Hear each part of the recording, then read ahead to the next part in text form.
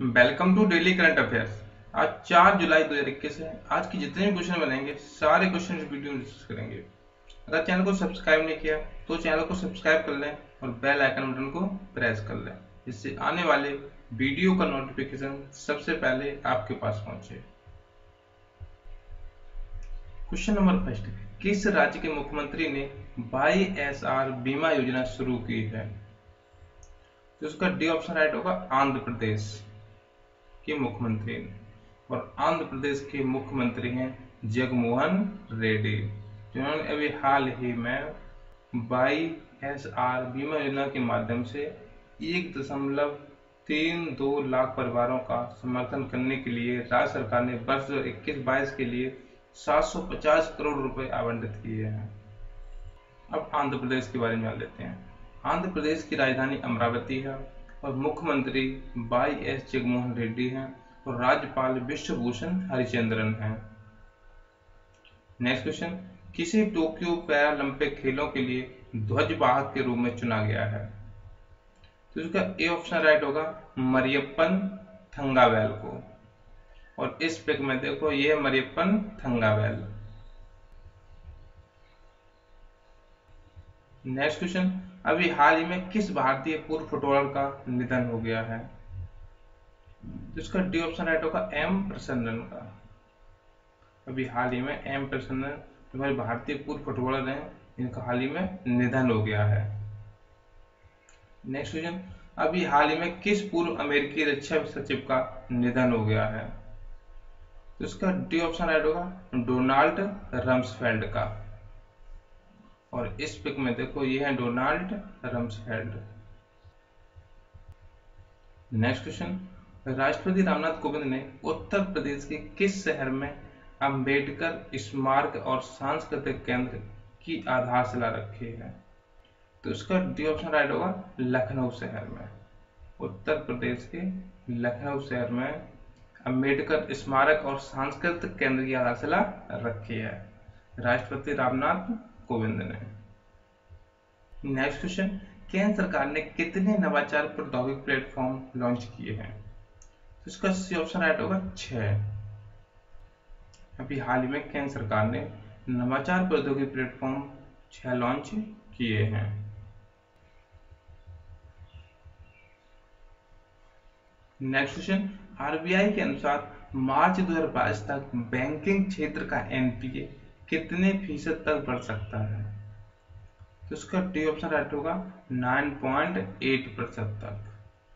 RBI के अनुसार bank of India की वित्तीय स्थिरता रिपोर्ट में आरबीआई ने जारी आंकड़े किए हैं। इसमें कोविड-19 महामारी के कारण भारत में बैंकों ने अन्य गुणवत्ता उन्नत अर्थव्यवस्थाओं की तुलना में संपत्ति में सबसे ज्यादा गिरावट देखी गई है। इसलिए मार्च 2022 तक बैंकिंग क्षेत्र का एनपीए 9.8% तक बढ़ सकता है। अब आरबीआई के बारे में जान लेते हैं। आरबीआई का पूरा नाम रिजर्व बैंक ऑफ इंडिया, और इसकी स्थापना 1 अप्रैल 1935 को हुई थी, और इसका राष्ट्रीयकरण 1 जनवरी 1949 को हुआ था, और इसका मुख्यालय मुंबई में स्थित है, और 1935 में इसका मुख्यालय कोलकाता में था। वर्तमान में गवर्नर शक्तिकांत दास हैं, और प्रथम गवर्नर ओसबॉर्न स्मिथ थे, और प्रथम भारतीय गवर्नर सीडी देशमुख थे। गवर्नर एवं प्रधानमंत्री दोनों बने वो है मनमोहन सिंह। पहले गवर्नर थे आरबीआई के, वो बाद में देश के प्रधानमंत्री बने। अब देखो आरबीआई का कार्य, देश में शाख एवं मुद्रा को नियंत्रित करना, ये रिजर्व बैंक ऑफ इंडिया का कार्य है। नेक्स्ट क्वेश्चन, WHO ने किस देश को मलेरिया मुक्त प्रमाणन से सम्मानित किया है?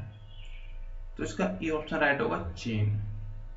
अभी हाल ही में WHO ने चीन को मलेरिया मुक्त घोषित किया है। अब WHO के बारे में जान लेते हैं। WHO का पूर्ण नाम है वर्ल्ड हेल्थ ऑर्गेनाइजेशन, और इसे हिंदी में बोलते हैं विश्व स्वास्थ्य संगठन, और उसकी स्थापना 7 अप्रैल 1948 में हुई थी, और इसका मुख्यालय जिनेवा में स्थित है।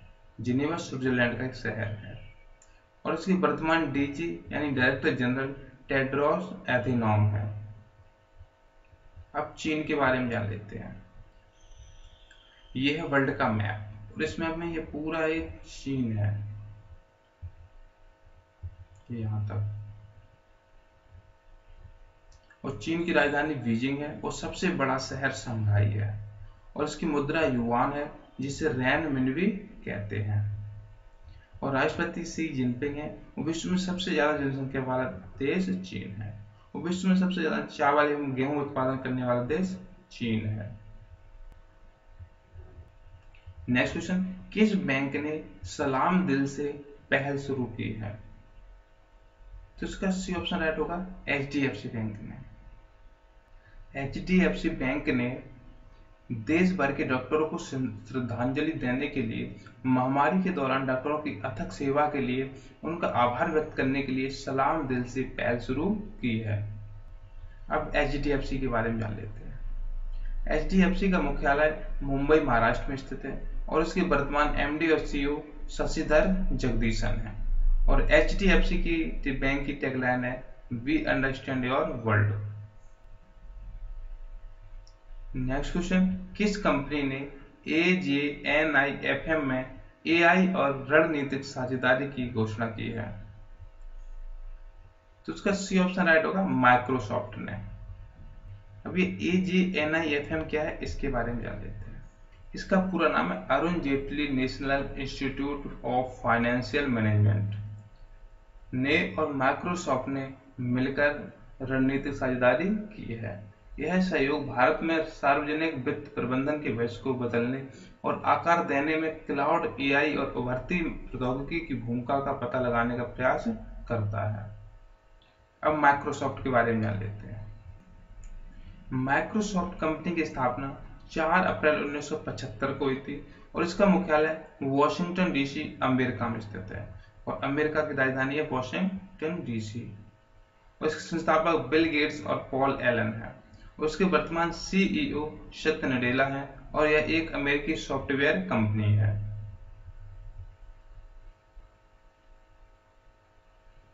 नेक्स्ट क्वेश्चन, अभी हाल ही में शॉर्ट स्पैन ब्रीजिंग सिस्टम को भारतीय थल सेना में शामिल किया गया है, इसे किसने विकसित किया है? तो इसका सी ऑप्शन राइट होगा, DRDO ने। अब DRDO के बारे में जान लेते हैं। DRDO का पूरा नाम है रक्षा अनुसंधान एवं विकास संगठन, इसे इंग्लिश में बोलते हैं defence research and development organisation. यह ministry of defence, government of India, यानी भारत के रक्षा विभाग के अंतर्गत आती है, और इसकी स्थापना 1958 को हुई थी, और इसका मुख्यालय नई दिल्ली में स्थित है, और इसके वर्तमान चेयरमैन G सतीश रेड्डी हैं, और रक्षा मंत्री राजनाथ सिंह हैं। नेक्स्ट क्वेश्चन, उत्तराखंड के नए मुख्यमंत्री के रूप में कौन बनने वाले हैं? तो इसका सी ऑप्शन राइट होगा, पुष्कर सिंह धामी, और इस पिक में देखो ये पुष्कर सिंह धामी जो भी अभी उत्तराखंड के मुख्यमंत्री बनने वाले हैं, और यह तीरथ सिंह रावत की जगह लेंगे। इनसे पहले उत्तराखंड के मुख्यमंत्री तीरथ सिंह रावत थे, उन्होंने इस्तीफा दे दिया, और अब पुष्कर सिंह धामी अगले उत्तराखंड के मुख्यमंत्री होंगे। और पुष्कर सिंह धामी राष्ट्रीय स्वयंसेवक संघ से जुड़े हैं, और उन्होंने उत्तराखंड में भारतीय जनता युवा मोर्चा के प्रदेश अध्यक्ष के रूप में कार्य किया है। अब उत्तराखंड के बारे में जान लेते हैं। यह है भारत का मैप, इस मैप पे यहाँ पड़ता है उत्तराखंड, और उत्तराखंड की राजधानी देहरादून है, और सबसे बड़ा शहर देहरादून है। इसकी राजभाषा हिंदी और संस्कृत है। इसका गठन 9 नवंबर 2000 को उत्तर प्रदेश से अलग हुआ था। इसके मुख्यमंत्री तीरथ सिंह रावत थे, लेकिन अब पुष्कर सिंह धामी होंगे, और राज्यपाल बेबी रानी मौर्य हैं। और जिम कार्बेट राष्ट्रीय पार्क उत्तराखंड में स्थित है, और यह भारत का सबसे पुराना राष्ट्रीय उद्यान है, और इसका पुराना नाम हैली नेशनल पार्क है, और इसकी स्थापना 1936 में हुई थी। नेक्स्ट क्वेश्चन, हाल ही में WMO ने अंटार्कटिका में कितने डिग्री सेल्सियस हीट की पुष्टि की है? इसका सी ऑप्शन राइट होगा, 18.3 डिग्री सेल्सियस।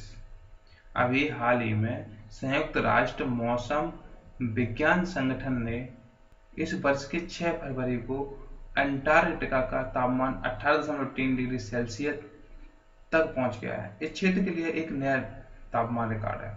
इसके साथ ही अंटार्कटिका अब दुनिया में सबसे तेजी से गर्म होने वाला क्षेत्र बन गया है।